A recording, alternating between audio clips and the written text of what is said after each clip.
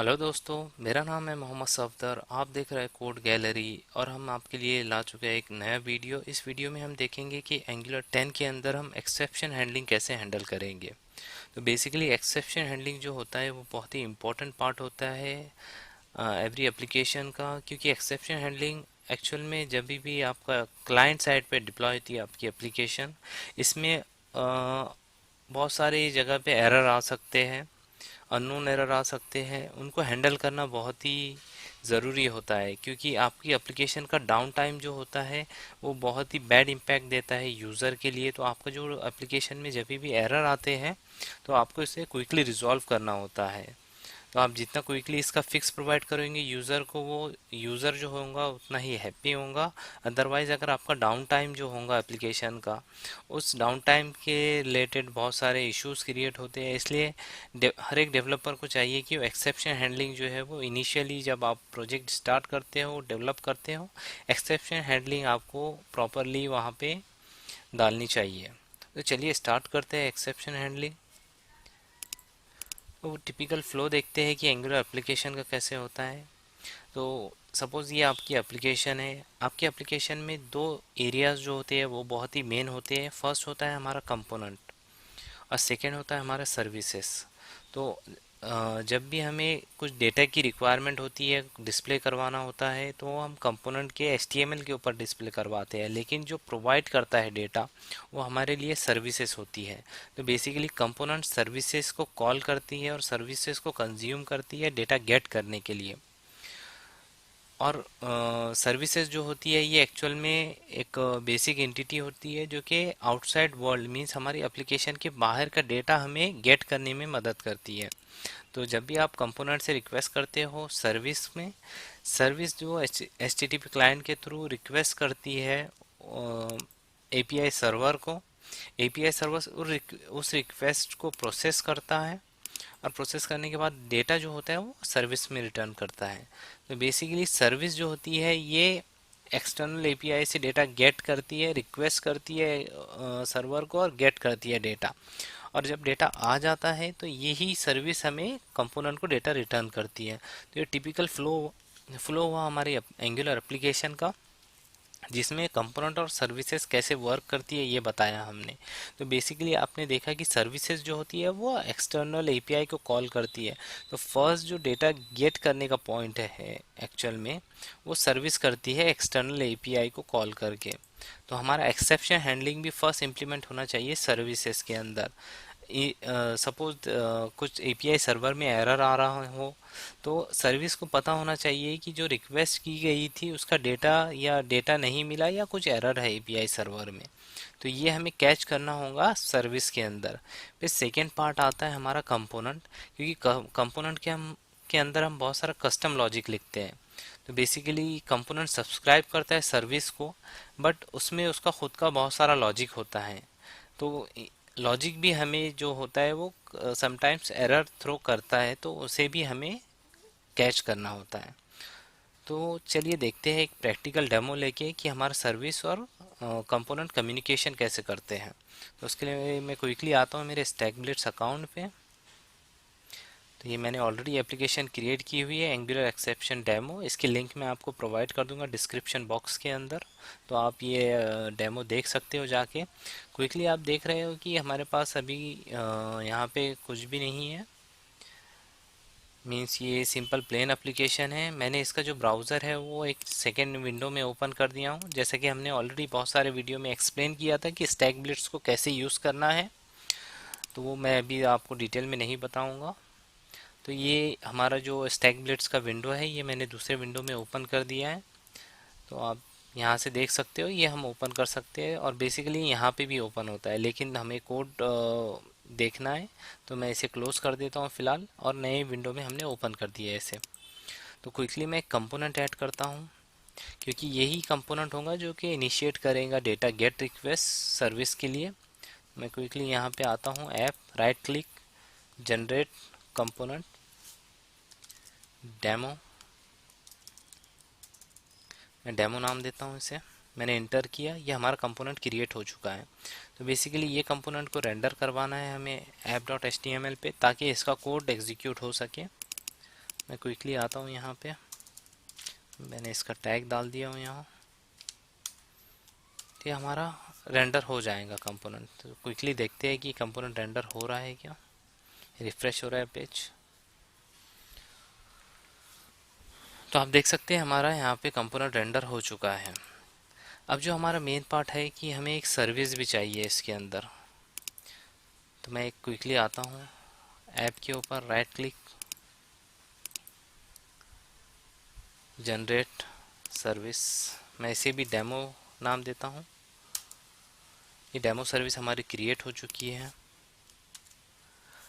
अब इसके अंदर हम HTTP, जैसा कि मैंने आपको ऑलरेडी हमारे प्रेजेंटेशन में बताया था, मैं क्विकली एक प्रेजेंटेशन बैक लेता हूँ। जैसा कि HTTP क्लाइंट जो होता है ये एक्चुअल में सर्विस के अंदर होना चाहिए, क्योंकि ये रिक्वेस्ट इनिशिएट करता है। तो वही देखते हैं हम प्रैक्टिकल के थ्रू। ये मैंने सर्विस बनाया, अब इसके अंदर HTTP क्लाइंट हमें यूज़ करना होगा, मीन्स उसकी डिपेंडेंसी हमें इंजेक्ट करनी होगी इस सर्विस के अंदर। तो मैं यहाँ पे कीवर्ड लिखता हूँ प्राइवेट HTTP क्लाइंट, ये होगा HTTP क्लाइंट टाइप का। ये हमने यहाँ पे डिपेंडेंसी जो थी सर्विस HTTP क्लाइंट की वो इंक्लूड कर ली है। अगेन HTTP क्लाइंट ये HTTP क्लाइंट मॉड्यूल से बिलोंग करता है, तो ये मॉड्यूल भी हमें ऐप डॉट मॉड्यूल के अंदर इंक्लूड करना होगा। मैं क्विकली आता हूँ ऐप डॉट मॉड्यूल के अंदर, यहाँ पे मैं लिखता हूँ HTTP क्लाइंट मॉड्यूल। ये मॉड्यूल हमने इंक्लूड कर लिया इसके अंदर, मीन्स हम अब जो है एक्सटर्नल API को कॉल कर सकते हैं इसके थ्रू। लेकिन हमारे पास अभी क्योंकि कोई रियल API नहीं है, तो हम जेसन प्लेस होल्डर पे आते हैं। जेसन प्लेस होल्डर एक्चुअल में प्रोवाइड करता है एक फेक API। तो बेसिकली आप इसका प्रोजेक्ट कॉन्फ़िगर कर सकते हो, और फ्यूचर में हम बताएंगे कि इसे कॉन्फ़िगर कैसे करना है। लेकिन अभी हम फिलहाल रेडी टू यूज़ जो API प्रोवाइडेड है इस जेसन प्लेस होल्डर के, वो हम यूज़ करते हैं। जैसे कि आप देख सकते हो ये कुछ डेटा रिटर्न करता है टू डू का।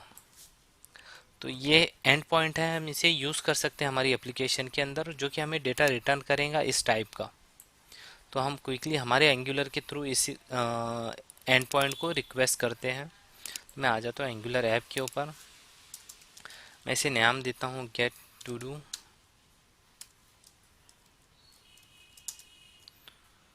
जो कि रिटर्न करेंगी दिस डॉट HTTP क्लाइंट। ये एक्चुअल में HTTP क्लाइंट का यूज़ कर रहे हैं हम, कि हम गेट पोस्ट पुट डिलीट इस तरीके से कॉल करते हैं HTTP क्लाइंट के। तो मैं यहाँ पे गेट कॉल इंटीग्रेट कर रहा हूँ। हमने जो URL कॉपी किया था मैं वो यहाँ पे पेस्ट करता हूँ। तो हमारा जो सर्विस पार्ट था, अभी हम विदाउट एक्सेप्शन हैंडलिंग के देख रहे हैं कि सर्विस हम कैसे यूज़ कर सकते हैं कंपोनेंट के अंदर। उसके बाद हम देखेंगे कि एक्सेप्शन हैंडलिंग कैसे इंट्रोड्यूस करना है।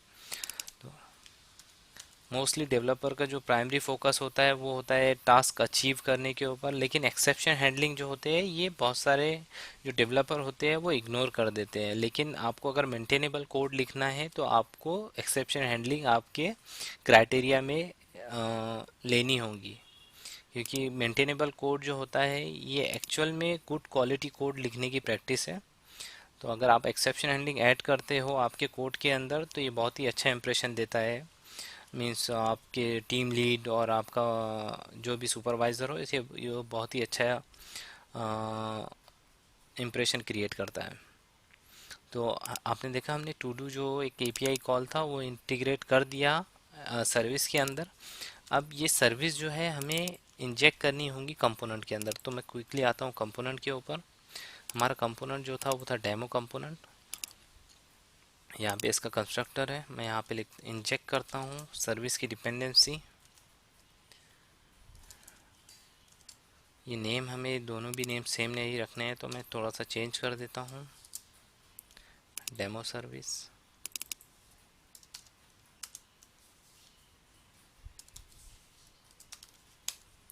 देखा आपने, ये डेमो सर्विस हमने इंजेक्ट कर दी है। अब एनजी ऑन इनिट के ऊपर हम डेटा गेट करते हैं। तो मोस्टली जो प्री रिक्विजिट डेटा होता है किसी भी एप्लीकेशन के अंदर, तो हम एनजी ऑन इनिट पे ही उसे कॉल करते हैं। तो मैं अभी कॉल करने जा रहा हूँ हमारा demo service dot to do dot subscribe. तो बेसिकली ये जो होता है ऑब्जर्वेबल होता है, तो उसे हम सब्सक्राइब कर सकते हैं। तो ऑब्जर्वेबल जो होता है वो हम आपको नेक्स्ट लेक्चर में बताएंगे RxJS के। लेकिन ऑब्जर्वेबल के अंदर तीन मेथड होते हैं। फर्स्ट होता है हमारा कंप्लीट ब्लॉक, सॉरी फर्स्ट होता है हमारा रिस्पॉन्स ब्लॉक। जैसे कि आप देख सकते हैं यहाँ पे ये रिस्पॉन्स ब्लॉक है कि हमें जो रिस्पॉन्स आया है API के थ्रू वो क्या था। सेकेंड ब्लॉक हम यहाँ पे लिख सकते हैं, बेसिकली ये सब ऑब्जर्वेबल के मेथड होते हैं। सेकेंड ब्लॉक होता है हमारा एरर, जहाँ पे हम एरर कैच कर सकते हैं। और थर्ड ब्लॉक होता है हमारा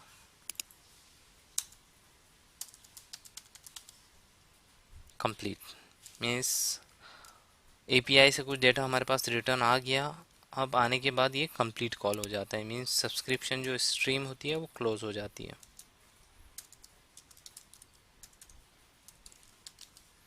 बेसिकली ये तीन ब्लॉक होते हैं। इसके अंदर हम क्विकली यहाँ पे कंसोल में देख लेते हैं। ये हमारे पास जो डेटा आया था रिस्पॉन्स, वो किस टाइप का आया है। इसे सेव करते हैं और यहाँ पे कुछ ऐड कर लेते हैं ताकि पता चले कि ये कंपोनेंट से कॉल हुआ है। हम यहाँ पे लिख देते हैं डेमो कंपोनेंट।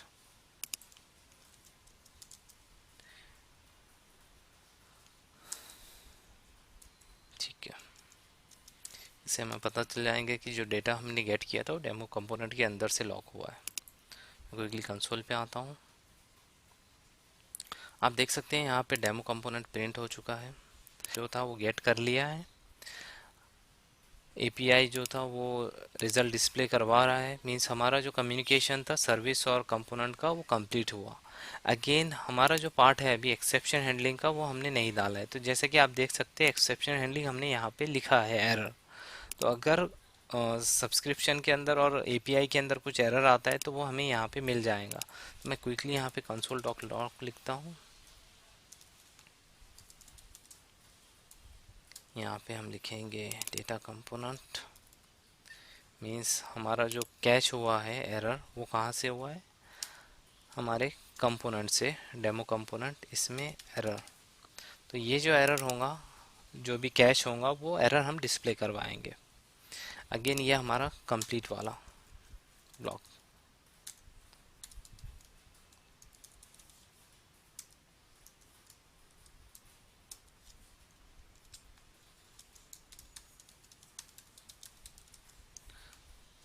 सब्सक्रिप्शन कंप्लीटेड, तो यहाँ पे हमारा सब्सक्रिप्शन कंप्लीट होगा। मैं सेव करता हूँ। अब हमें अगर एरर प्रोड्यूस करना है यहाँ पे तो मैं क्विकली सर्विस के अंदर आता हूँ। अब ये सर्विस के अंदर मैं यहाँ पे नेम जो है वो चेंज कर देता हूँ ताकि ये सर्विस नहीं मिले, नॉट फाउंड वाला एरर आए। मैंने क्विकली ये सर्विस का नेम इनवैलिड नेम दे दिया हूँ। क्विकली हम आते हैं हमारे ब्राउज़र के ऊपर, तो आप देख सकते हैं यहाँ पे एरर लॉक हुआ है, डेमो कंपोनेंट एरर बोल के।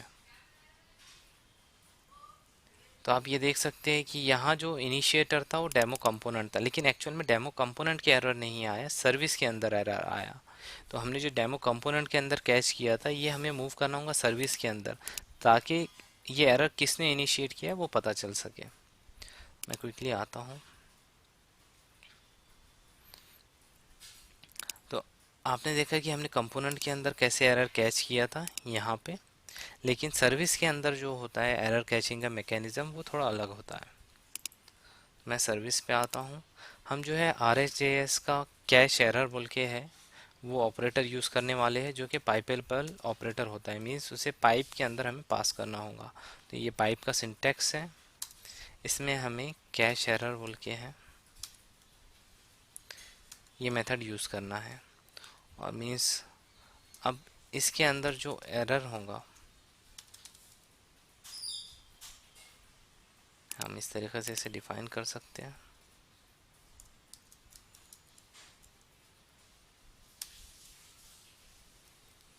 अब ये कैच एरर करने के बाद हमें उस एरर को या तो पास करना होगा या हम यूज़ करेंगे एक एम्प्टी कीवर्ड।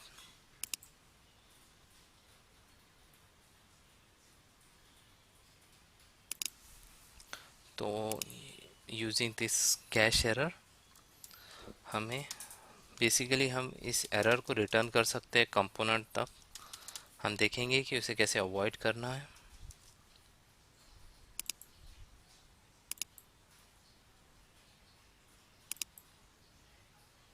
ठीक है।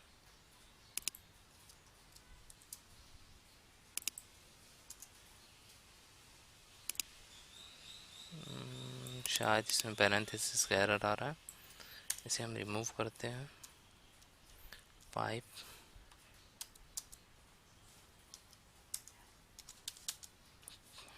कैश एरर, इसमें जो एरर मिलेगा उसे हमें बेसिकली रिटर्न कराना है। ठीक है। यहाँ पे कुछ करली ब्रेस और पैरेंथेसिस का एरर आ रहा था। इस तरीके से हम कैच कर सकते हैं एरर को। यहाँ पे हम कंसोल डॉट लॉग लिखेंगे ताकि पता चलेगा कि ये जो एरर था ये हमें डेमो सर्विस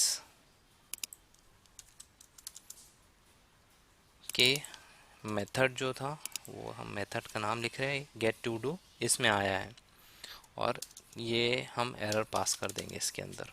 तो आप देखेंगे कि प्रॉपरली हमें सर्विस में जो एरर आया था वो सर्विस से पता चलेगा इस लाइन के थ्रू, और जो कंपोनेंट के अंदर इनिशिएट हुआ था वो कंपोनेंट की लाइन पता चलेंगी। तो हम क्विकली आते हैं कंसोल के ऊपर। तो आप देख रहे हैं यहाँ पे डेमो सर्विस का जो है वो लॉक हो गया है एरर यहाँ पे। तो आप देख सकते हैं यहाँ पे। अब जो सेकेंड एरर है, एक्चुअल में ये एरर कंपोनेंट से रिलेटेड है क्योंकि ये हमने एरर रिटर्न किया है यहाँ से। तो ये कंपोनेंट में जो हमने कैच किया था वो निकाल देना होगा, क्योंकि हमें यहाँ से पता चल गया है कि ये सर्विस में हमने उस एरर को हैंडल कर लिया है। तो ये जो एरर नीचे दिख रहा है ये अनहैंडल्ड एरर है। इसे हैंडल करने के लिए हम जो रिटर्न टाइप होता है हमारा सर्विस के अंदर, जैसा कि आप देख सकते हैं हमने रिटर्न जो करवाया है सर्विस के अंदर वो एरर रिटर्न करवाया है। तो इसे हैंडल करना होगा, क्योंकि हम यहाँ से डायरेक्टली एरर रिटर्न नहीं कर सकते कंपोनेंट के ऊपर, क्योंकि वो इस तरीके से अनहैंडल एरर मैसेज हमें देगा। तो हम क्विकली यहाँ करते हैं एम्प्टी। एम्प्टी जो होता है एक RxJS के अंदर ऑपरेटर है और रिटर्न टाइप बोल सकते हैं हम, जो कि एम्प्टी भेजता है और कंप्लीट स्ट्रीम जो होती है स्ट्रीम को कंप्लीट करता है। आप देख सकते हैं यहाँ पे एरर जो है वो लॉक हुआ है प्रॉपरली सर्विस के अंदर, और हमारा डेमो कंपोनेंट के अंदर वाला सब्सक्रिप्शन कंप्लीटेड आया है। तो इस तरीके से हम हैंडल कर सकते हैं एरर को। तो क्विकली हम स्लाइड पे आते हैं। जैसा कि देखा आपने प्रैक्टिकल डेमो के अंदर कि कंपोनेंट और सर्विस के अंदर कम्युनिकेशन कैसे होता है, लेकिन आपको पता होना चाहिए कि इंफॉर्मेशन कौन सी जो हमें पुट करनी है और लॉक करनी है। तो बेसिकली तीन तरह की इंफॉर्मेशन होती है जो हमें लॉक करनी होती है।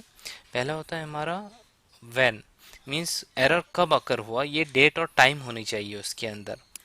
सेकेंड होता है वो, मींस किसने इनिशिएट किया ये एरर, सर्विस ने किया है या कंपोनेंट ने। और हमारा थर्ड पार्ट आता है वॉट वाला, मींस ये एरर जो था वो क्या था, मीन्स सपोज नॉट फाउंड वाला एरर था या कोई कस्टम लॉजिक था। तो ये हमें तीनों भी लॉक करना है। अभी आपने जो इन्फॉर्मेशन देखा वो जस्ट हमने कंपोनेंट सर्विस का नेम दिया था, लेकिन हमें उसका टाइम, सर्विस मीन्स जिस मेथड ने इनिशिएट किया है इस एरर को, और एरर क्या था, ये तीनों भी लॉक करना है। तो क्विकली हम आते हैं हमारे प्रोजेक्ट के ऊपर स्टैक ब्लिट्स पे। मैं क्विकली एक सर्विस ऐड करता हूँ यहाँ पे, error logging service. Right click, generate service logging.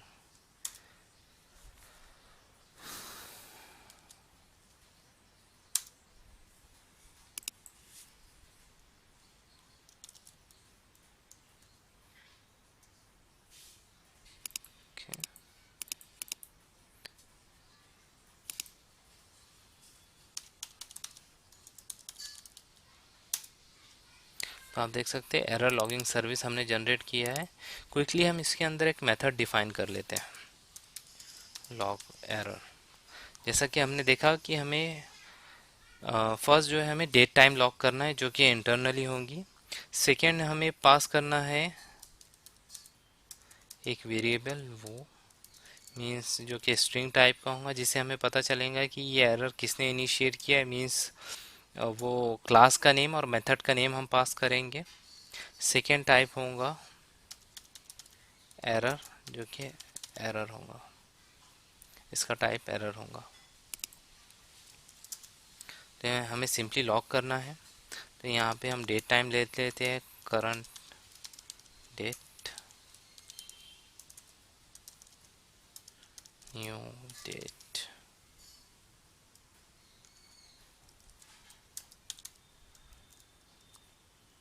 To local string जो है वो एक्चुअल में हमें एग्जैक्टली जो टाइम है वो बताएगा, डेट और टाइम। तो हम यहाँ पे सिंपली कंसोल डॉट लॉग लिखते हैं, क्योंकि ये एरर टाइप का होगा। बेसिकली हम इस लॉग एरर को हम एक्सटर्नल एपीआई कॉल करके हम किसी एक्सटर्नल स्टोरेज में भी सेव कर सकते हैं, लेकिन हम अभी फ़िलहाल के लिए हम एरर कंसोल में ही इसे लॉग करेंगे। तो क्विकली देखते हैं हमारा फॉर्मेट क्या होना चाहिए। फर्स्ट हम टाइम जो है वो लॉग करेंगे। तो यहाँ पे देख सकते हैं आप करंट डेट टाइम। सेकेंड जो होगा हम सेपरेटर डाल रहे हैं डैश। सेकेंड होगा कि किसने इनिशिएट किया, जो कि हम पास करेंगे जो भी इस लॉग एरर को कॉल करेगा। और थर्ड हमारा पैरामीटर होगा एक्चुअल एरर क्या था। तो आप देख सकते हैं इस तरीके से हम लॉग करेंगे। बेसिकली इस मेथड का यूज़ हम फ्यूचर में एक्सटर्नल एपीआई में सेव करने के लिए भी कर सकते हैं लॉग को। तो देखा आपने, ये हमने सेव कर दिया। क्विकली हम आते हैं सर्विस के ऊपर। हमारी जो एपीआई एक्सटर्नल एपीआई गेट वाली सर्विस थी, डेमो सर्विस। अब आप देखते हैं कि यहाँ पे हमने जो ये कॉल किया था लॉग एरर, मैं इसे निकाल देता हूँ। हम यूज़ करते हैं हमारी न्यूली क्रिएटेड सर्विस, जिसे हमें इंजेक्ट करना होगा पहले यहाँ पे।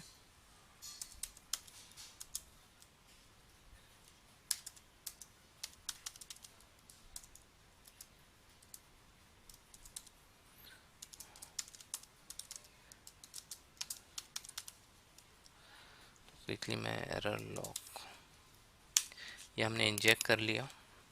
अब सिंपली अगर एरर आता है तो हमें इस सर्विस में लॉग करना है, लॉग एरर। अब इसमें दो पैरामीटर हमें पास करने हैं। फर्स्ट ये है कि वो स्ट्रिंग होना चाहिए, जैसा कि हमने डिसाइड किया था, क्लास नेम, मेथड नेम,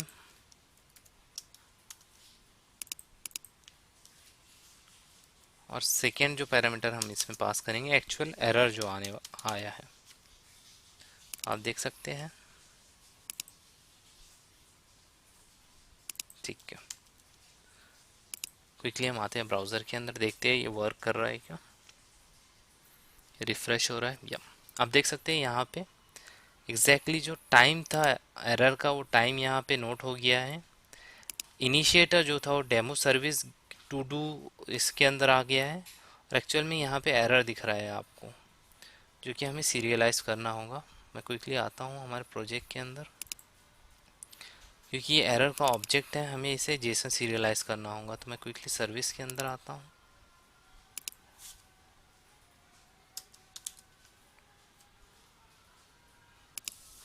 ये जेसन था तो हमें जेसन स्ट्रिंगिफाई यूज़ करना होगा।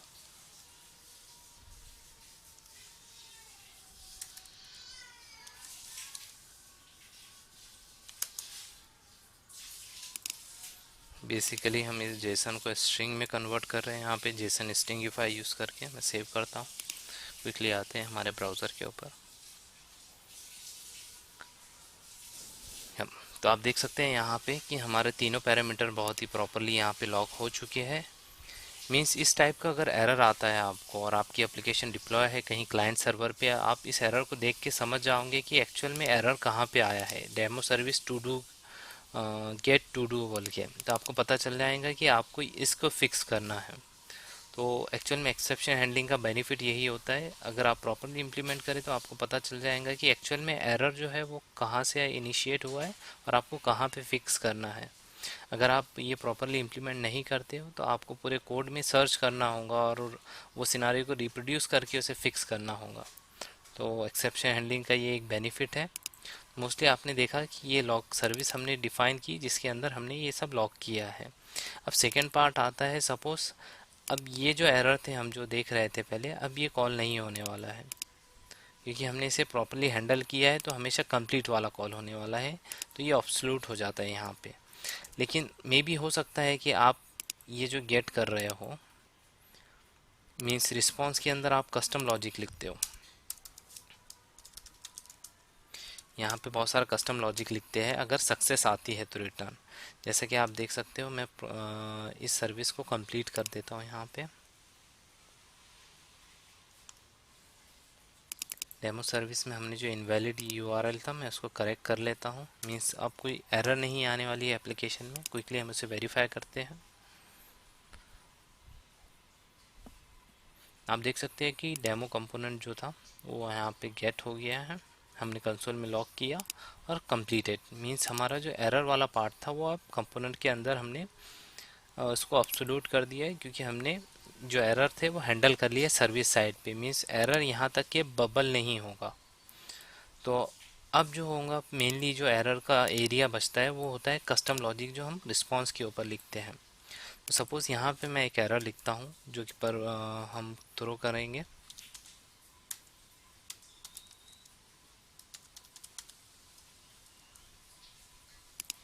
हम यहाँ पे सिंपली एक एरर थ्रो कर रहे हैं, समथिंग बैड हैपन।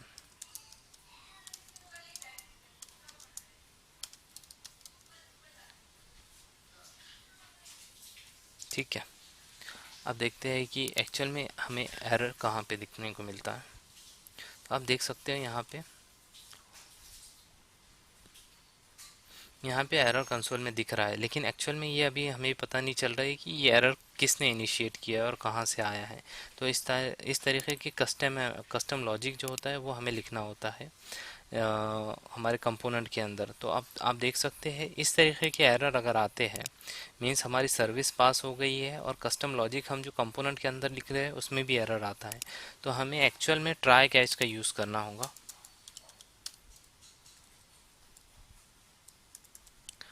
ट्राई में हम जो भी कस्टम लॉजिक लिखेंगे वो ट्राई के अंदर लिखेंगे। तो यहाँ पे कैच ब्लॉक होगा जो कि एरर को कैच करेगा। तो जैसे कि ये हमारा एरर वाला कोड हम ट्राई कैच के अंदर डाल देते हैं। तो आप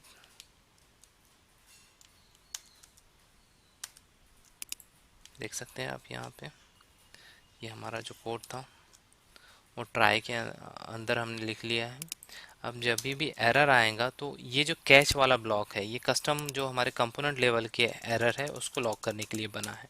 तो हम यहाँ पे लिख देंगे, सेम सर्विस का हम यूज़ करने वाले हैं तो उसे इंजेक्ट करना होगा हमें सर्विस को।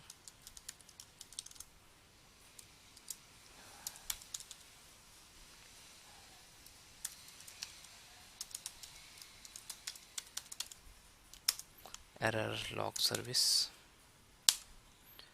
ठीक है। तो हम यहाँ पे लिखते हैं एरर हैंडलिंग कोड।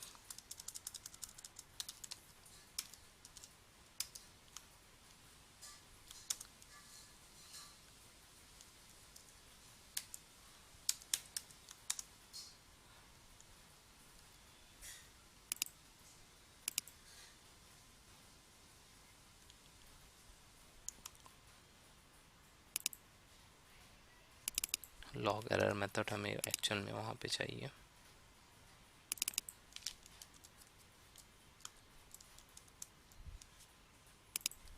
हम इसके अंदर पास करेंगे इनिशिएटर जो है, जैसा कि डेमो कंपोनेंट। इसमें ऑन इनिट मेथड में आया है तो हम ऑन इनिट मेथड का नाम लिख लेते हैं यहाँ पे। और एक्चुअल में जो एरर आया है तो वो हम एरर पास कर दें। तो मैं इसे सेव करता हूँ, क्विकली देखते हैं ब्राउज़र पे क्या दिखता है।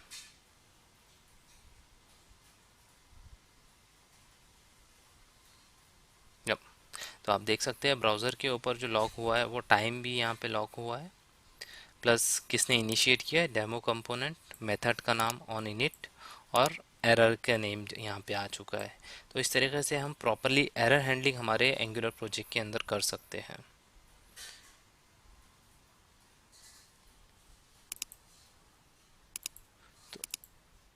तो हमने ये लेक्चर कवर किया।